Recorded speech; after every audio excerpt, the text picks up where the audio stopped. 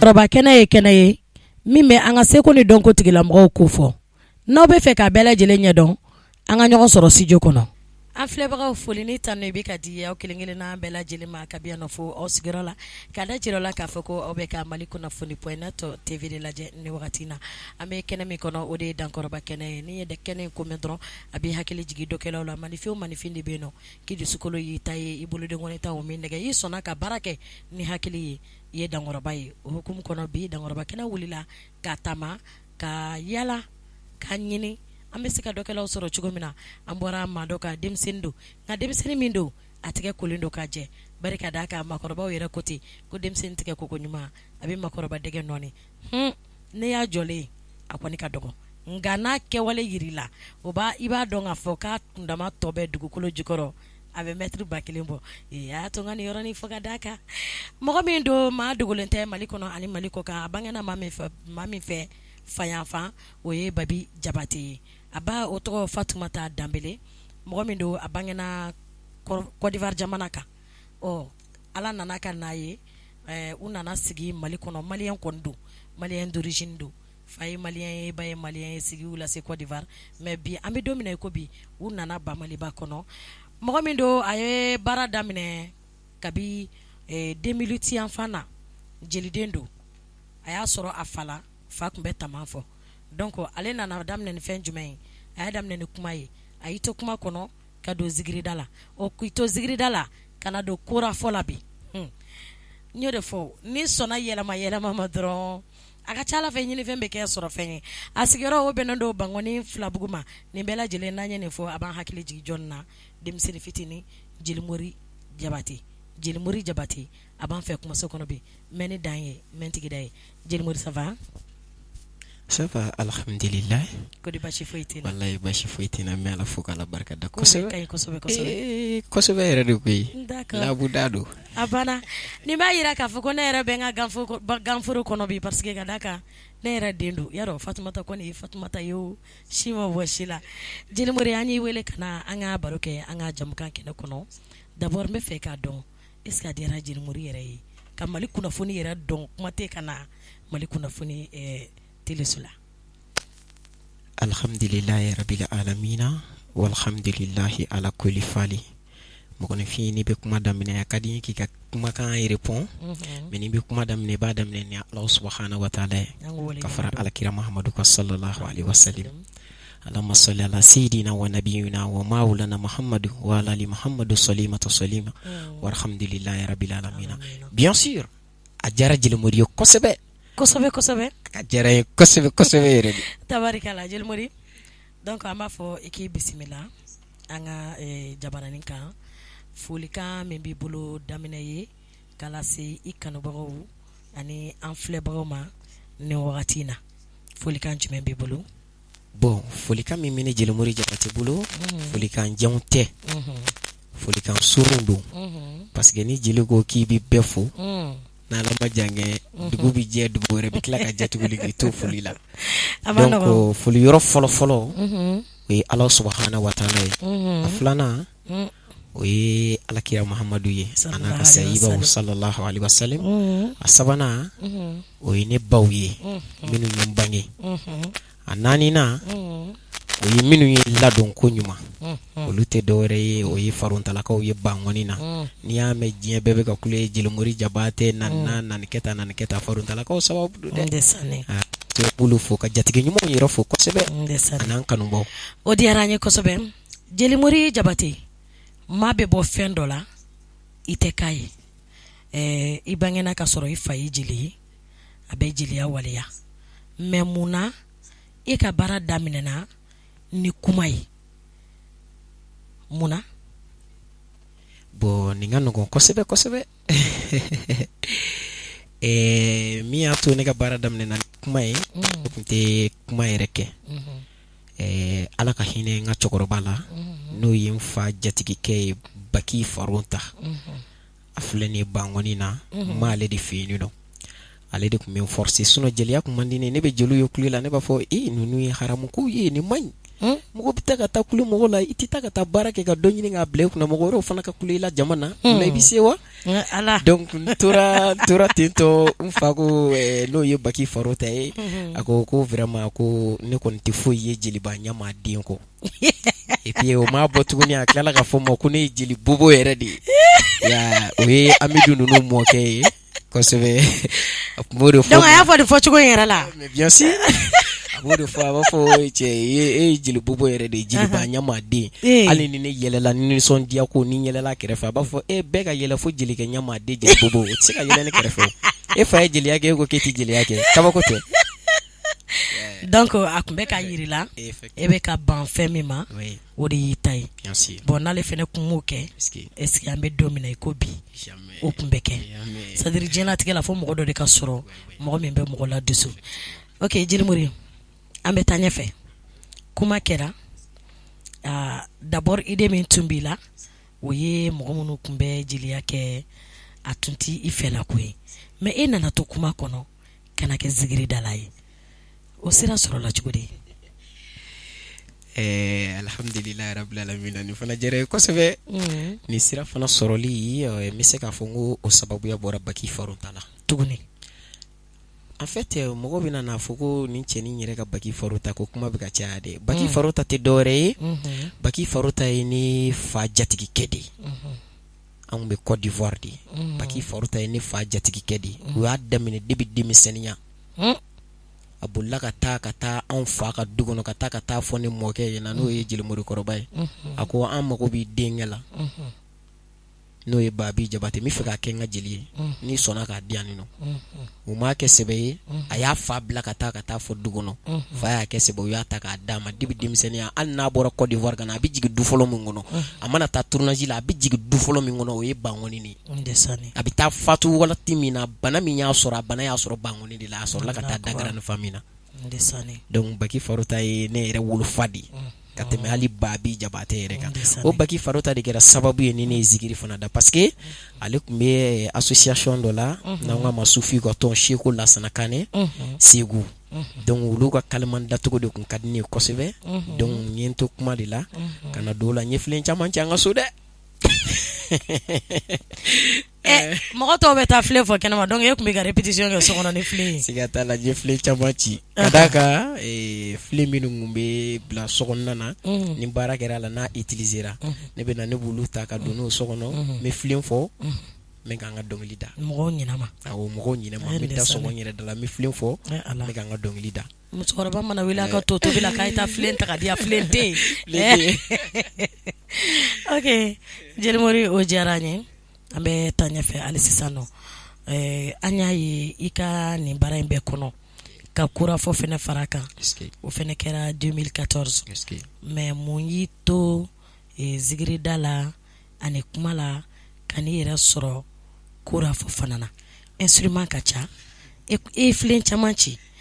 mais ne ma se k'a faamuya quoi parce que nin fɛn ninnu u ye kelen ye mais u ni jɛngɛlɛnin don dɔɔnin quoi e ka an bɔ fili la tan an walawala tan bon o yɔrɔ fana na ne fana diyara n ye kosɛbɛ parce que k'an to zigirida in canal kɔnɔ donc n nana ka na bamanan dɔnkili de ta o bamanan dɔnkili ɲɔ sɔrɔ ntɛnɛmuso de fɛ a tun bɛ ensemble instrumental la an b'a wele ko Jeli Umu Jabate ale de bɛ sunafin da o ye ntɛnɛmuso ye n tora bamanan dɔnkili de canal kɔnɔna na ka na n yɛrɛ sɔrɔ jeli dɔnkili la donc depuis n ye n yɛrɛ sɔrɔ o kɔnɔna na dɔɔnin dɔrɔn n bolila ka instrument fɔlɔfɔlɔ min ye n'a diyara n ye kosɛbɛ o kɛra kora de tabarikala d'accord o bamanan dɔnkili i tun bɛ min da est-ce que hakili b'a la kosɛbɛ hakili b'a la yɛrɛ de ni ne ko n ko i k'o da ne ye sisan ka maaw hakili lajigi a bɛ se ka ɲɛ o bɛ ɲa a bɛ ɲa o bɛ ɲa ok donc a bɛ da kura kan wa ou bien i b'a kɛ a capella fitinin ou bien bon n b'a kɛ a capella fitinin ye ok problème t'a la a filɛ dɛ maaw de hakili bɛna jigin sisan nɔ an b'a to bamanan dɔnkili la an bɛ taa an yɛrɛ sɔrɔ maninka la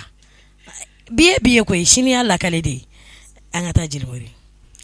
ijodu suna ijodu di Fatuma den suna yo iyɛlɛma e fote moba jama baby kelengo Wow. feno be suna finkana jugu mana wili kufolo ote fulo yi oye chekuma cholo ma jama be sirikalivo o ma sirikalido feno be siri mambolo tamande siri be siri mambolo kofilate aflelela etisekiso ama fileyela etisekiso ma jama be sunafo o ma sunando ayenje wele jewele chemadali jewele ayenje o warafanye wow ne bamana dongli kurai ne ta dongli kurai de et puis dem seni beti se kaninda fana okay jilmuri ameta nyefe bara in konnana kata 2014 la kana se bima est-ce que y a album bon? Non, pas encore. Na album bo mon kama ima album bo atika projet ulawa adam nena bara de malase ou bien de ba ko do wa ainsi de suite quoi. Bon neka album bo balia yi fin fladi Inafo a fin folo e jume e ma pressé album bo ma parce que fin bébé damine dondoni ouais. Ni ma fin damine dondoni ni yake pressé ko jugu ye il laban be sara jugu chenye fe donc tara dondoni kata dondoni fo amidu yere a fonyena ko ngata kata ina ke ko de kadai donc tara kata ndigi ina ko ni la ni no konte boala donc ina ko yimbane en sor la ka morceau kilenge o morceau kili mega jenzenuri dondoni no album bo kadinye pizza bor fana mi se ka fongo aflana o yedeme baka ko yedeme baka fana te ni no ni wakati ni na me jena tika ko bela jeli dondoni taw dondonti to fu okay ambe ala deli masa mintes no ati jingo ala ka deme baga nyuma noya bina yara ni émission intemelen ko fe yara bi ala ka deme baga nyuma ndama ya rabbi mashallah no bara e jeli kura jole fle ebe ka kura fo ere kura don chukudi sadir ningo ya don chukudi est-ce que femunu balata a définition quoi est-ce que be se ka kuma doni ke ka kuma doni fonya kura ka instrument sugu min do voilà ok niko ne ka do fo kura ka ne se ka doni fo kura ka ti se ka chama fo mi se ka fitini mi fo kura ka nyulu soro faula donc bamano nga kuma do ifateme na jiri mi fe ni ma se ka tema jiri fe bi se ka ju fe donc non nga doni fo instrument inka me amidu foronta fo bangoni na ale de kiranga manager re fana ye moko ka cha dugu kono moko minu insister fu ka kenga manager me nyim paulo bela jele una dana ya bule amiru de parce que nyi dana ya bule ka parce que nga kura ko sababu be bado ya ledi jofala c'est ça ne bi ne nyini ka tonton ko de o tonton ko do bangonna est-ce que konin ko fe est-ce que ala ye dana ya bulaka ate c'est ça ni contrat nana papier signé yoro la be est-ce que me men kalfila wari mina yoro la kana blai wari mina yoro la ha est-ce que iba fo ika contrat tiguye ko manager koni o yamari alendo ni signature bora la mana teme war ko la iba fo kukati bato ma yoro nyene ukane wule yame okay ame kuku kala ame amidu faronta fo kabiano fo aiwa bangone nasa ka bangone ka bela jilenfo dante fo limina bangone ka ko jugo voilà ok anga temena nga barwe donc ni amidu fo parce que ale de kera sababu ye ale de kuma fo feni do be ni no ajuru ka cha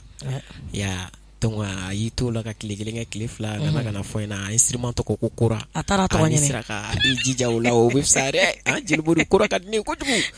bo femi ka dale ne be dori da fe parce que ay ne de me ko sebe nga musique la et puis a kiran fe ba fo mo ke una fo kiran fe chugo mina donc femi ka da ngomi taw sira fe ala ke ne re duna ne ama nga me shengile ndro ne re tara sira fe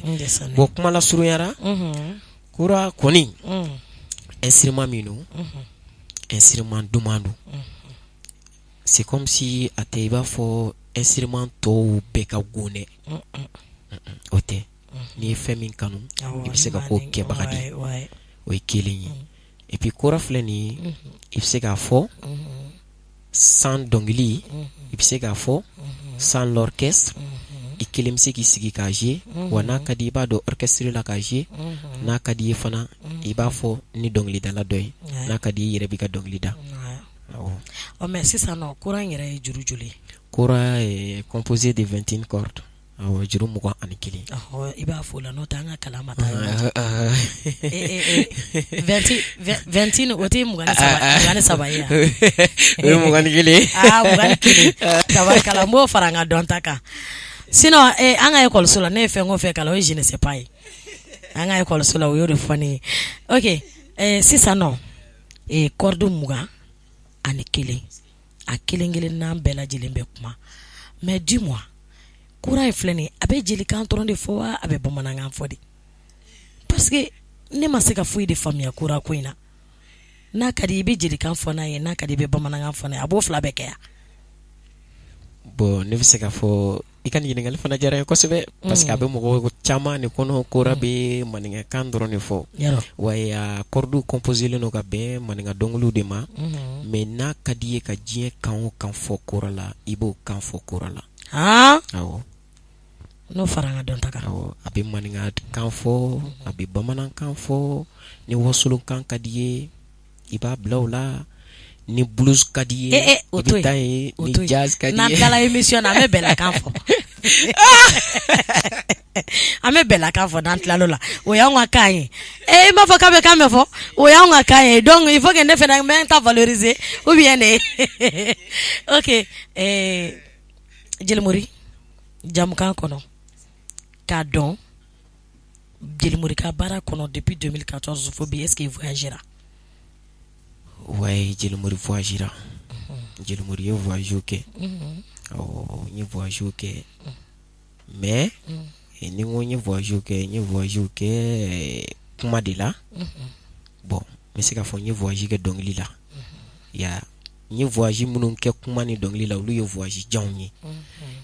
mais n ye voyage minnu kɛ kora la olu ye voyage surunw ye o bɛɛ lajɛlen kɛra Maliba in kɔnɔ yan nɔ. Awɔ tabarikala dɔ ninnu olu kɛra voilà olu kɛra yɔrɔ janw na bon kuma na n bɛ se k'a fɔ n taara Côte d'Ivoire o kuma kelen na dɔnkilida la n taara Côte d'Ivoire donc o kuma kelen na ani dɔnkilida la n taara Dakar awɔ o kɔfɛ n tilala ka boli ka taa Burkina Faso mais ma mɛn yen nɔ. Tabarikala donc o b'a yira k'a fɔ an dafɛ jamana ninnu Jelimori ye olu yara nka min ye nanzarala tagali ye Ala m'o latigɛ fɔlɔ Ala k'o latigɛ émission in tɛmɛnen kɔfɛ Ala ka sira dayɛlɛ Jelimori sisan an bɛ kura ta k'a lajɛ dɔnkili dumani min mana kɛ Jelimori bolo kura kan dumani min mana kɛ Jelimori bolo fo mɔgɔw k'a dɔn k'a fɔ ko cɛ a ko kamalen mɛtiri tɔ bɛ 1000 bɔ dugukolo jukɔrɔ kuma in ye tiɲɛ ye han sisan an bɛ kura ta an bɛ a y'a labɛn dɛ dɔn de b'a la ni min tɛ se dɔn na i b'i sen bɔ Jelimori kura ta an bɛ kura ta sisan nɔ ne kɔni sigilen bɛ n t'a ɲɛnabɔ awɔ o de don ni jɔlen tɛ se ka min kɛ i sigilen awɔ c'est ça o kana nin compliquer sa mɔgɔ tɛ se ka wuli ka jɔ kɛ yɔrɔ awɔ Ala mais n kɔni bɛ min f'i ɲɛna kana Amidu fasa da dɛ awɔ i b'o to yen i b'o fasa to ne yɛrɛ ma awɔ ne b'o fasa da an ka taa fɛ tɛgɛrɛ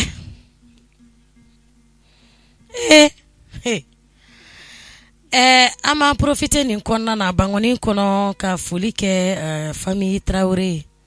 vraiment k'u fo k'u waleɲuman dɔn ne yɛrɛ jatigimuso tun bɛ yen Ala ma hinɛ n'a la fitiri waleya man di ouais Muhidi a taara d'a ma fɛn kɛ Ala la an b'a fɔ ka a waleɲuman dɔn k'a ka denbaya bɛɛ lajɛlen fo ka Sakola fo ka Traoré la fo voilà aw kɔni ɲɛ b'a la nin de ye kura ye desani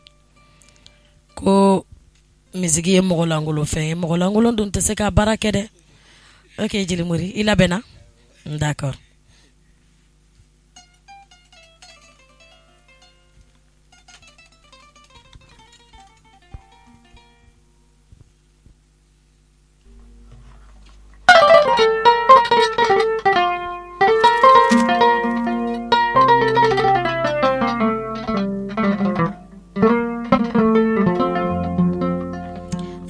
nɔgɔ bila ne na sisan.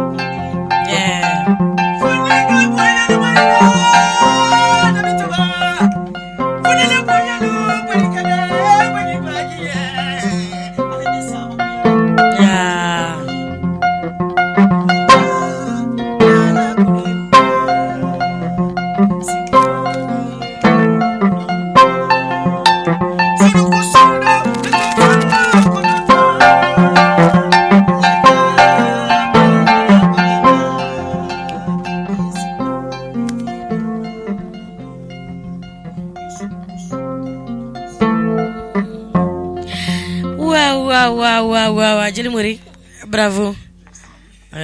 Vraiment fitri wale amandi. Ko fitri wale son fait bagidjay. Na nora ou soit na farala. Eski. Hakili be jigila. Eski. Fene dem sinimi make fitri wale. Eski. Ote ambe domine ko bi bama ko sigi ma no gonde. Ate. Na nye bazel ingile soro go do jangu nere. Kabine fini singa dam ne hakili te bangu ne gawla ble. Okay. Jelimori. Bara wo bara. Ni dunala. Ibe duni hakili nandodi. We fenjume. Ni ala here kene. Duna na taula. Nebi na ni fenke. Nebe nete akafoko ne jelimori temesrai. Iba fo. Ibe ekol sodaele. Ibe sadiri olu fen sukununu. Hakili na jume. Utafo de makore erevuwa. rêve bien sûr que oui o rêve yɛrɛ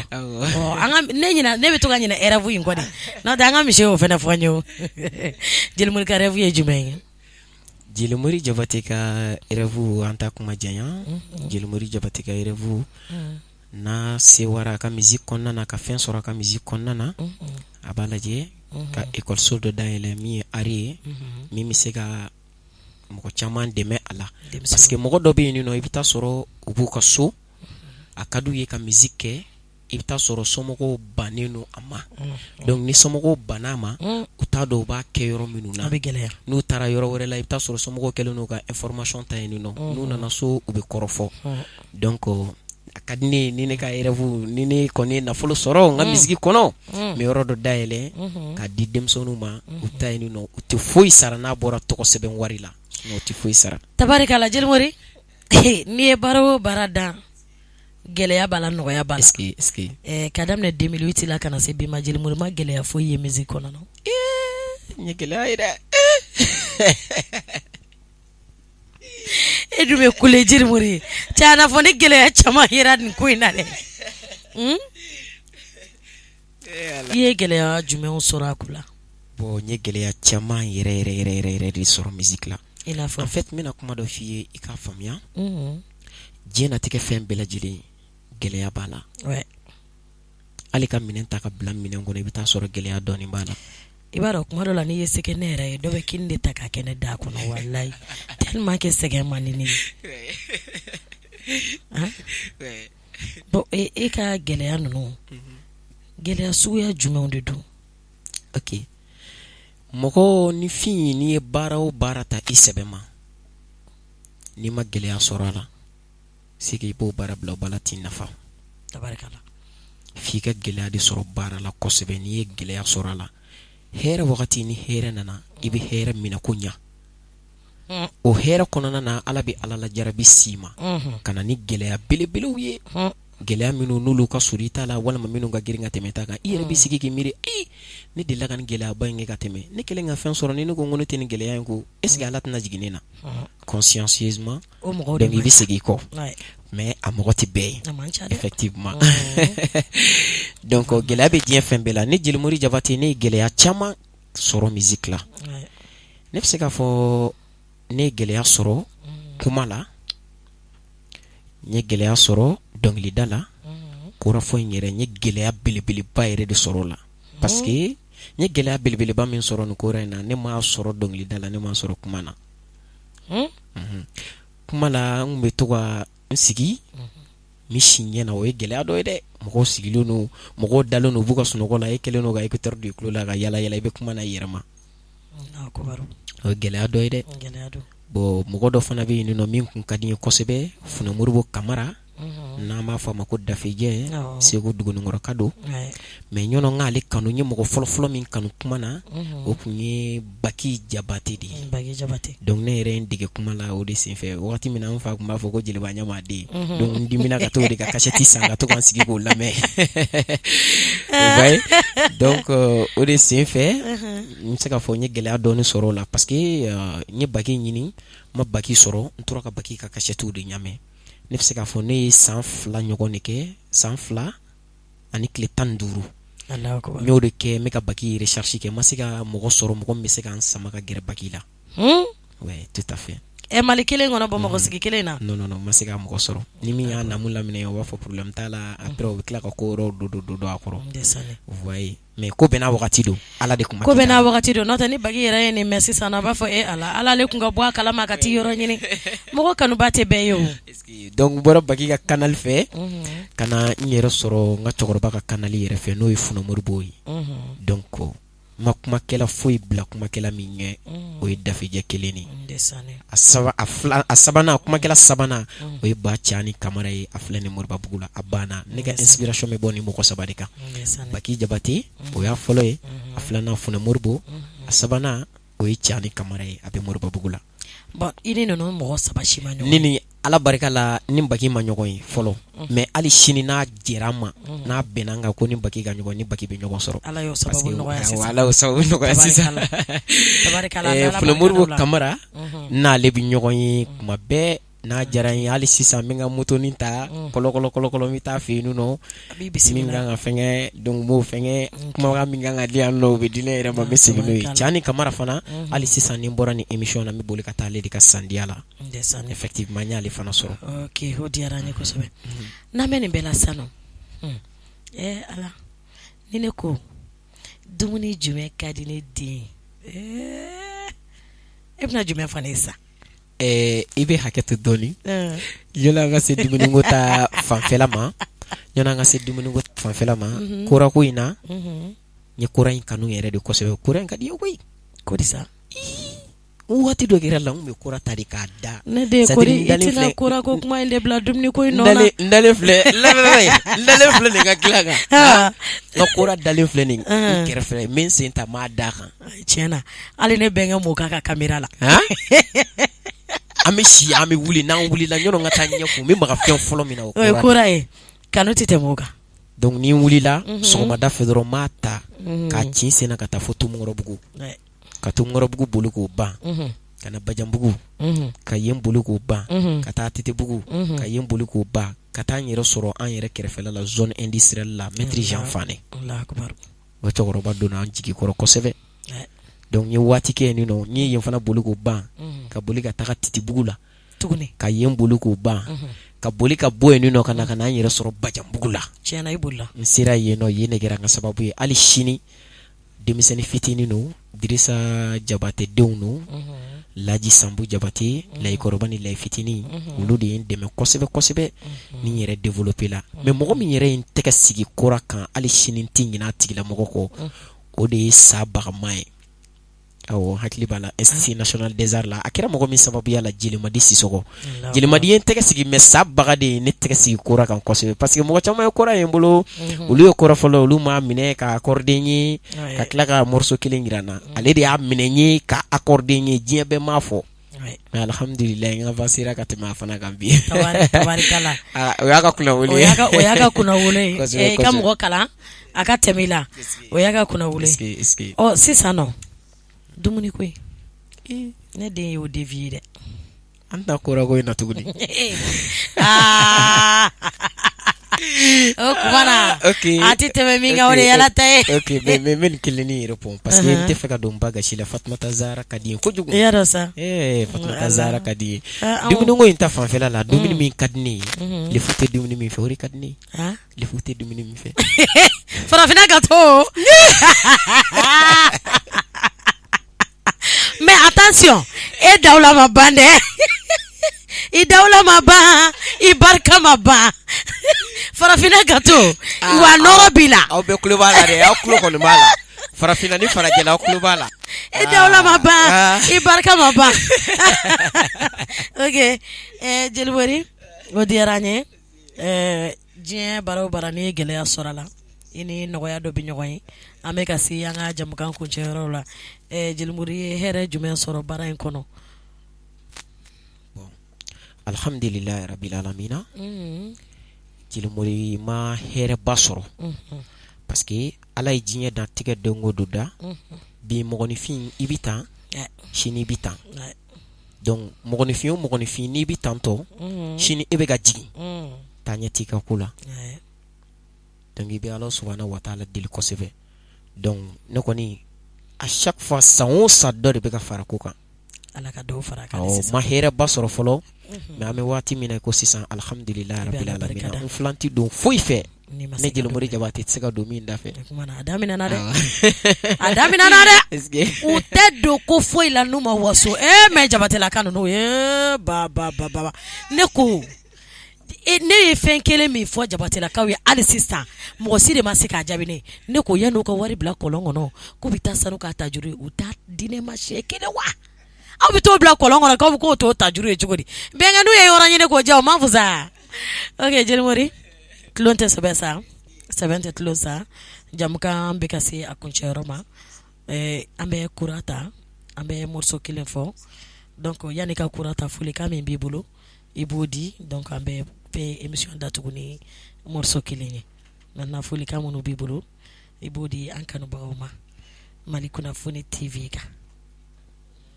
Alhamdulillah Rabbil Alamina. Vraiment, je suis très content. Allah. Toujours Djily Mori Diabaté, fier d'être griot comme l'était le père de mon père, comme seraient les enfants de mes enfants. Oui. Donc, je remercie tout le monde. Antara tuwabukana. Bella Djily.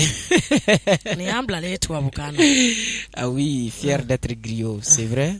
Parce que la connaissance des griots n'est pas un fait de hasard, c'est un héritage culturel. Les griots est le maître de la parole, fidèle gardien de la tradition orale.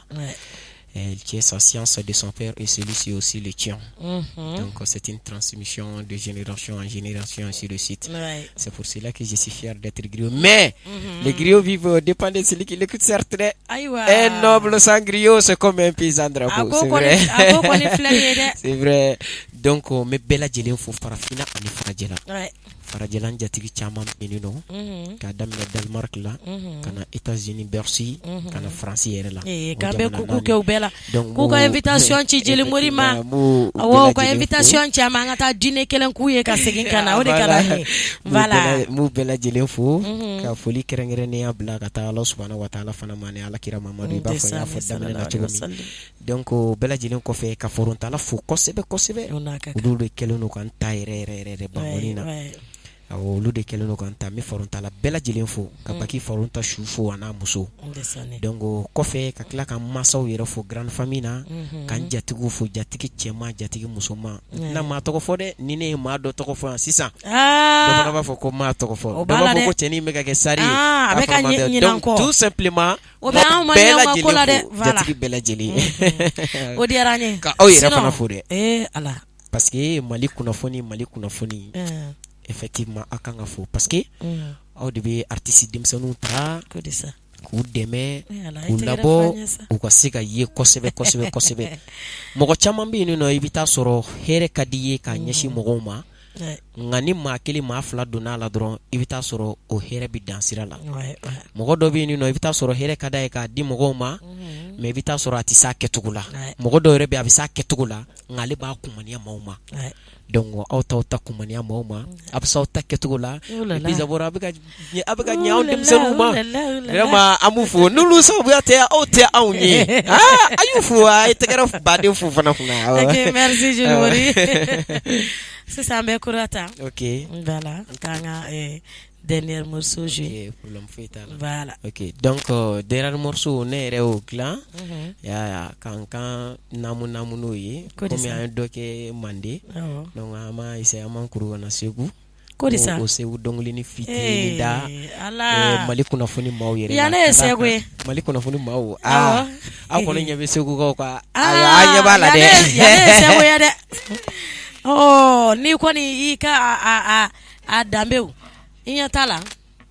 anw ka studio in nin bɛɛ lajɛlen sababu ɲuman ala ka sababu ɲuman k'an bɛɛ ye.